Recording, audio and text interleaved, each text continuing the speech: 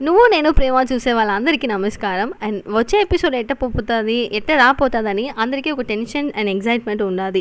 సాను ఆర్య ఇద్దరు వాళ్ళకు కూతురికి వచ్చి సూపర్గా బ్రహ్మాండంగా చేయాలి బర్త్డే అని అనుకుంటున్నారు. అయినా డబ్బు లేదు, ఏం చేయాలని ఏం తెలియలేదు. అప్పటికి కూడా హెల్ప్ వికీ కాడ అడిగి వికీ వచ్చి నేను డబ్బు ఇస్తాను, ఖచ్చితంగా హెల్ప్ చేస్తాను అన్నాడు.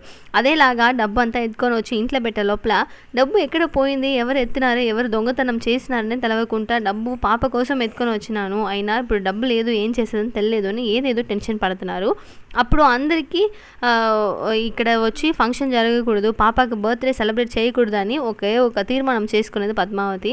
సో పద్మావతి ఎత్తుకునేసింది, దొంగతనం పద్మావతి చేసిందని ఇప్పటికి కూడా వచ్చి ఆర్య అనుకుంటున్నారు. అయినా దివ్య అక్కడ ఉండదు కదా, దివ్యవే ఖచ్చితంగా చేస్తూ ఉంటుందని అందరికీ తెలుసు. అయినా దివ్య ఏం తెలవకుండా గమ్మున చిన్న పాపలాగా వెళ్ళిపోయింది. సో ఇప్పుడు ట్రిప్ పోవాలని ఆపినే దొంగతనం చేసి ఉంటుందని అందరికీ తెలుసు. అయినా ఇంట్లో ఉండే వాళ్ళు ఎవరికి తెలియదు. వచ్చే ఎపిసోడ్ ఎట్టపోతుంది అని వెయిట్ చేసి చూస్తాం. అండ్ మీకు ఎవరి ఇష్టం, వికీ అంటే కమెంట్ బాక్స్లో చెప్పండి, అండ్ పద్మావతి అంటే ఈ వీడియోకు లైక్ చేయండి. Thank you so much for watching this video. Bye.